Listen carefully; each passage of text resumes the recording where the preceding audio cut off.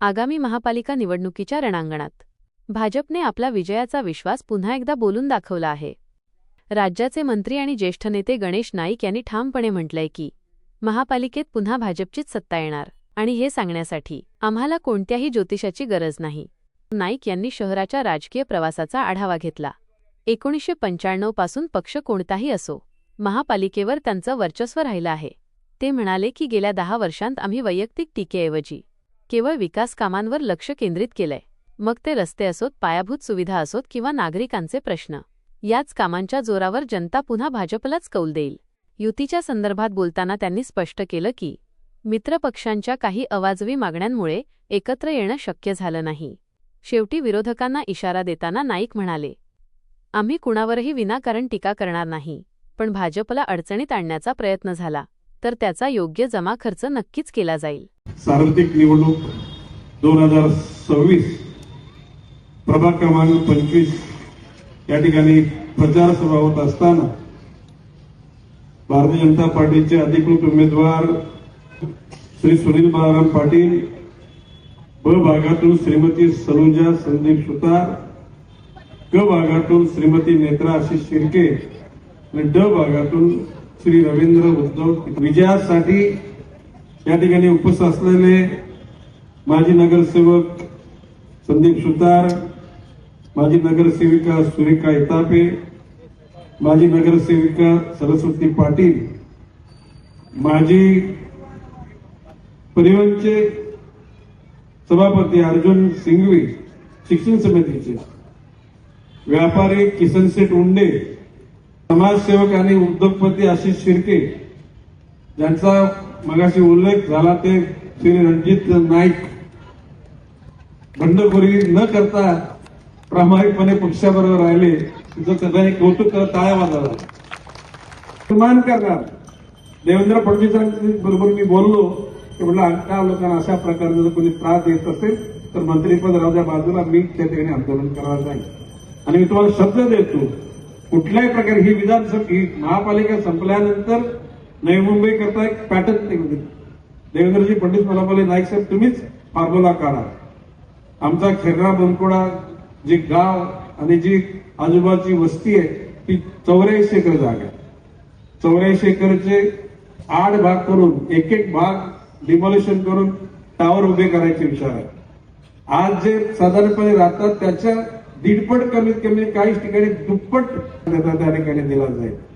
कुठल्याही परिस्थितीमध्ये कुठल्याही तो गावाला असो का बाहेरचा असो त्या घटकांना त्या ठिकाणी न्याय देण्याचा प्रामाणिकपणे प्रयत्न होतो। मुरबे धरणामध्ये पाणी ज्यावेळेला संजू नाईक 2000 साली बाबा म्हणतो ते पाणी पुरवठा खात्याचे मंत्री होते। संजू नाईक त्याला भेटायला गेला तर संजूला त्यांनी सांगितलं, संजू मुरबे धरण घेतो का तू? संजू बोलत 2 मिनिटं थांबा। बाहेर येऊन संजू मला फोन केला, आपल्या महापालिकेचं वार्षिक बजेट 70 कोटी रुपयाचं होतं, त्यावेळेला त्या धरणाची किंमत 500 कोटी रुपये। मी त्याला संजूला सांगितलं की आम्हाला सांग की 10 इन्स्टॉलमेंट मध्ये आम्ही पैसे देऊ, म्हणजे प्रत्येक वर्षाला 50 कोटी असे 10 वर्षामध्ये 500 कोटी। आबा बोले ठीक आहे, म्हटलं व्याज देणार नाही, आपण ते 500 कोटी फेडले। जर का तो धरण आज बांधायचं ठरलं तर त्याची किंमत 6000 कोटी, किती 6000 कोटी। आणि त्याच्या बाजूला 200 एकर जागा आहे, ही 200 एकर जागा जर वापर केला तिथे तर त्याचे 2000 कोटी, म्हणजे 500 कोटी त्यावर नवी जनतेने डोक्यावर भार घेतला, त्याचं मूल्यांकन आज 8000 कोटी झाले। आता ज्या पद्धतीनं FSI ची खिरापत वाटली जाते ती बघता 2035 साली जे पाणी टिकणार होतं ते 2025 साली त्याची लेवल झाली। जर का मी विचार केला नसता तर 2030च्या दरम्यानमध्ये पुन्हा रात्री 3-3 वाजता नळाचं पाण्यासाठी हंडी भांडी भरून ठेवायची गरज असली असती। पण माननीय मुख्यमंत्र्यांना मी सांगितलं की 12वी धर्माची उंची वाढवायचं म्हणून नवी मुंबई महानगरपालिकेच्या डोक्यावर एकूण 70 उमेदवार लादले गेले, ना इंटरव्ह्यू ना मेडिकल, एक फतव्याने परमनंट केले गेले। आणि त्याच्या बदल्यामध्ये 35 MLD पाणी वाढून द्यायचं ठरलं. हे 6 वर्ष झाले ते पाणी मिळत नाही. म्हणजे दिवसाला 2,500 टँकर. किती? जरी नवी मुंबईमध्ये पाणी तरी सुद्धा दिघा वगैरे काय भागामध्ये पाणी नाही जात. आणि म्हणून मी बोललो की आमचं पाणी चोरलं. का चुकीचं बोललो का? कोविडच्या कालखंडामध्ये इथे येणारे औषधं इंजेक्शन लंपास केली. लंपास केली म्हणजे काय? चोरलीच.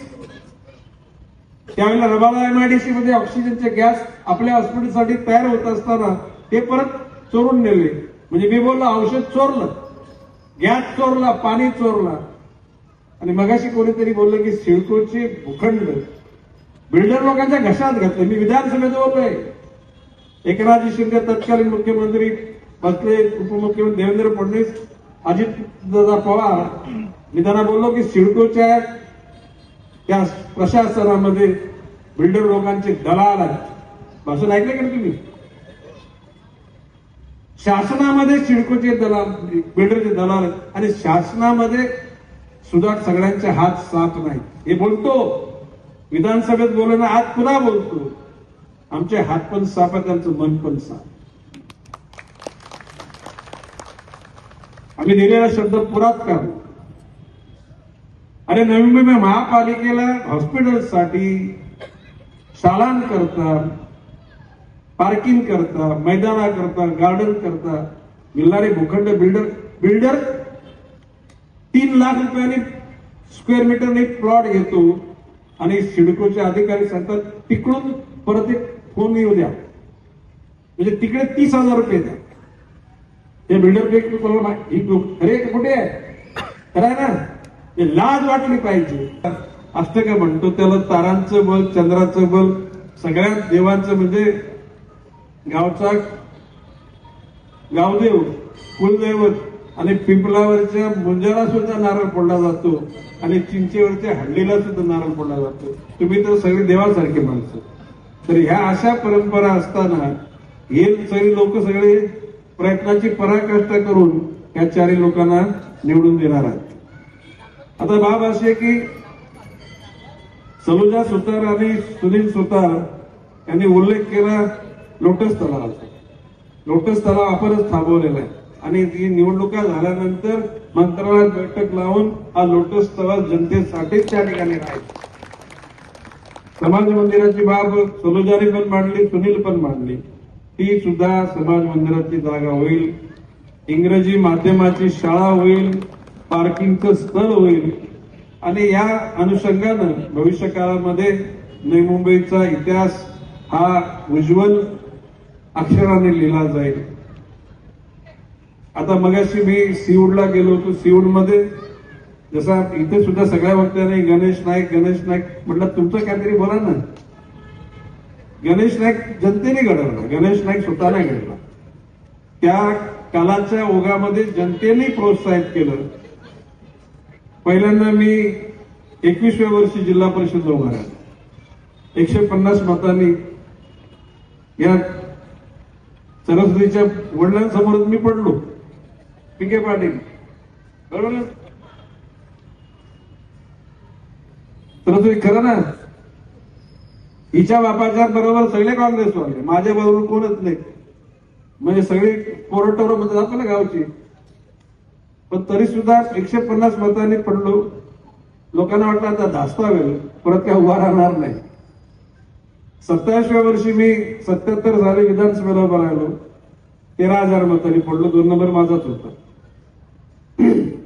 85 साली त्याला 35 वर्ष माझं वय होतं.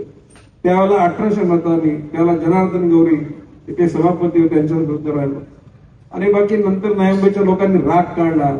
90 साली 30,000 मतांनी मला निवडून दिलं. आणि त्या दिवसापासून आणि मी ठरवलं होतं आमदार होईल तर विधान भवन आणि मंत्री होईल तर मंत्रालय. मी विधान भवनामध्ये आमदार म्हणून गेलो पण मंत्रालयात कधीच गेलो नव्हतो. आणि मंत्री झालो त्याच मंत्रालयात गेलो. त्याच्यानंतर 99 साली चिटिंग झाली. सुनील ऐकलं असेल तू. 99 साली चिटिंग झाली. सरोजा माहिती आहे का नाही? माहिती आहे ना? त्या चिटिंग मध्ये भाग घेतलेला एकही जिवंत नाही. सगळे स्वर्गस्थ झाले. आणि मी नेहमी बोलतो परमेश्वरा त्यांच्या आत्म्याला चिरशांती दो. आपल्या संस्कृतीमध्ये गेलेल्या माणसाविषयी किती वाईट असला तरी वाईट बोलतात का अशीच नाही बोलत. आणि त्याचा राग लोकांनी काढला 2004 साली. हिंदुस्थानच्या राजकारणामध्ये विविध राज्यामध्ये राजघराण्यातले लोक उभे राहिले. मुद्दाम असेंब्ली इलेक्शन महाराष्ट्र प्रत्येक वर्षाचा तुम्ही आढावा घेताना 2004 बटन दाबा, तुम्हाला लक्षात येईल की गणेश नाईकला 3,24,000 मतं पडली. हिंदुस्थानच्या कुठल्याही राजघराण्यातल्या राजाला पण नाही मिळाले, संस्थानिकाला नाही मिळाले. हे प्रेम गणेश नाईकवर लोकांचं, ही ताकद माझी नाही, ही नवी जनतेने त्याला बेलापूर मतदारसंघ दिवाल्यापासून तर इकडे उत्तर डोंगरीपर्यंत होता. 2004 साली म्हणजे 99ला आम्ही शिवसेना सोडली. 2000ला महापालिका शरदचंद्र पवार साहेबांच्या राष्ट्रवादीची आली. 2005ला आली, 2010ला आली ना. पहिला महापौर संजू नाईक तर शेवटचा महापौर जयवंत सुतार. लोकांनी किती प्रेम करावं. अमर्याद हिंदुस्थान तुम्हाला परत इलेक्शन साईडवर पाठवून कॉर्पोरेशन. हिंदुस्थानमध्ये एका नेत्याच्या सर्वसामान्य शेतकरी कुटुंबातून नेतृत्व उभारल्यानंतर त्या नेत्याच्या विश्वासावर 25 वर्ष शहराची सत्ता कुठल्याही भाग्यवान माणसाला मिळाली नाही की नवी मुंबईच्या जनतेने गणेश नाईक केले. आणि म्हणून नवी मुंबईच्या जनतेचे जितके उपकार मानावे तेवढे थोडेच आहे. अशा परिस्थितीमध्ये 2000 साली मी शब्द दिला होता की 20 वर्ष पुढची घरपट्टी पाणीपट्टी वाढणार नाही. वाढली का? आयुक्तांनी मध्ये ठरवलं होतं आणखी वाढवूया. म्हणजे याद राखा, महासभा महासभा निर्णय घेईल की 5 वर्ष पण नाही वाढली.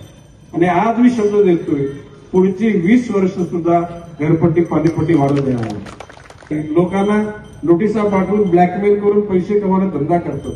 आहेत ना नारायण शेवटमध्ये अधिकार. मी सांगतो एकाही घराला हात लावू देणार नसता. आणि अशा प्रकारचा भ्रष्टाचारचा पैसा राजकारणामध्ये वापरता. मनी आफ्टर पॉवर आणि पॉवर आफ्टर मनी. पैशातून सत्ता आणि सत्तेतून पैसा. आणि म्हणून मी बोलतो की हरामाचा पैसा तर नवी मुंबईने वाटायला सुरुवात केली, पण नवी मुंबईची स्वाभिमानी जनता हा पैसा स्वीकारणार नाही. उपाशी राहील, परंतु नवी मुंबईची जनता या पैशाला हात लावणार नाही. इतकी स्वाभिमानी जनता आहे. आणि म्हणून भविष्य काळामध्ये त्यांच्या पापाची फलं भोगल्याशिवाय यांना गत्यंतर नाही. मी आत्मविश्वासाने सांगतो, जे कराल ते भरायला लागेल. नवी मुंबई इथं मला पत्रकाराने प्रश्न विचारला, नवी मुंबई चिंता कशाला करतात? नवी मुंबईच्या जनतेने सलग 25 वर्ष गणेश नाईकच्या नेतृत्वावर विश्वास ठेवला. ही जनता गणेश नाईकला जसं तरी स्वतः ताकदीनं मोठं बनवलंय, तशा प्रकारच्या तुम्हाला चारी लोकांना निवडून हीच जनता दे, हा विश्वास माझा आहे. आणि म्हणून मगाशी म्हटलं मी की पाण्याच्या साठी त्या ठिकाणी कर्जत तालुक्यामध्ये एक कोशीर नावाचं धरण होतं. 1000 एमएलडी पाणी त्या धरणाचं, त्याच्यात 500 एमएलडी पाणी नवी मुंबई करता बुक करून टाकलं. किती? 500 एमएलडी. म्हणजे 2050 पर्यंतच्या पाण्याची सोय आपण करून टाकली. आता भविष्य काळामध्ये 50च्या नंतर मग कोण येतील नवीन राज्य करते, आपलेच असे पिढे असतील. कारण आपणच चांगलं काम करून आपल्याच माध्यमातून जनतेची सेवा होणार आहे. म्हणून अशा पाप्यांच्या हातात लोक सत्ता नाही देणार. मळलेले आहेत, ज्यांचं मन दुष्ट आहे, अशा लोकांच्या हातात नवी मुंबईची जनता कसल्याही प्रकारचं. आणि मी विश्वासाने सांगतो, मी तर रिलॅक्स मध्ये, माझा मूड कसा दिसतो, दिघ्यापासून तर दिवाळ्यापर्यंत सगळी साफसफाई करून टाकू. ठरले तर 111 पण निवडून आलं. पण शेवटी कधीतरी विरोध हा लागतो ना, विरोधी पक्षाला तर हत्ती उन्मत्त होतो. म्हणजे कोणीच काय राहिलं नाही तर मग आपण उन्मत्त होणार. म्हणून थोडेफार संधी ठेवायला लागतील शिल्लक. पण जे दुष्ट आहेत त्यांना त्यांचा साफसफाई केल्याशिवाय राहणार नाही. ज्यांचे विचार हलकट आहेत अशा लोकांना तर अजिबात खरा नाही. आणि म्हणून माझं म्हणणं आहे की गणेश नाईकची विचारसरणी छत्रपती शिवाजी महाराजांची विचार, डॉक्टर बाबासाहेब आंबेडकरांची विचारसरणी. छत्रपती शिवाजी महाराजांनी धर्म, जात, पंथ, वर्ण, वर्ग नाही मानले. डॉक्टर बाबासाहेब आंबेडकरांनी धर्म, जात, वर्ण, वर्ग नाही मानले आणि त्या अनुषंगाने आपल्याला काम करायचंय. लोक म्हणतात अरे की घ्या नवी मुंबईतले बौद्ध लोक तुमच्या बाजूला. अरे बौद्ध आता आमचा जो विशाल डोल असतो जनरल वॉर्ड आहे, पण त्याला आम्ही कार्यकर्ता म्हणून त्या ठिकाणी त्याला तिकीट दिलेलं आहे, तो बौद्ध म्हणून दिलेला नाही. या ठिकाणी शिवसेनेत असताना मी मुसलमानाच्या बाजूने राहिलो उभा. 70च्या दंगलीच्या वेळेला गणेश नाईक त्याला ताकदीने उभा राहिला. आपली सुनाय की नाही कधी. इंदिरा गांधीच्या हत्येच्या वेळेला शीख लोकांवर त्याला आम्ही शिखांना पाठिंबा दिला. तो एक नालायक असेल म्हणून सगळे थोडेच नालायक आहेत. अफजल खान हलकट होता आणि म्हणून माझं म्हणणं की धर्माच्या पलीकडे, जातीच्या पलीकडे, भाषेच्या पलीकडे, वर्ण वर्गाच्या पलीकडे जाऊन माणूस की धर्माची जतन करण्याचा आम्ही शब्द दिलेला आणि तो शब्द पाळणार. आमच्या समोर कोणी कोणावर जुलूम करू शकता आणि म्हणून अशा विचारसरणी बरोबर राहणाऱ्या माझ्या सर्व सहकाऱ्यांना आपण भरघोष मताने विजय कराल असा विश्वास व्यक्त करतो. रजा घेतो. जय हिंद, जय महाराष्ट्र. संस्थांना त्या ठिकाणी महापालिका राज्य शासनाकडून दिले तसे हिंदू, मुसलमान, बुद्ध, ख्रिश्चन, जैन, शीख त्याप्रमाणे Navi Mumbai police Muslim community centre सुद्धा भविष्यकाळात निर्माण होईल. जैनांचं होईल, शिखांचं होईल, ख्रिश्चनांचं होईल, हिंदूंचा तर होईलच होईल. जय हिंद, जय महाराष्ट्र. थोडक्यात सांगायचं तर विकासाचा मुद्दा आणि विजयाचा आत्मविश्वास घेऊन गणेश नाईक निवडणुकीच्या मैदानात उतरले आहेत.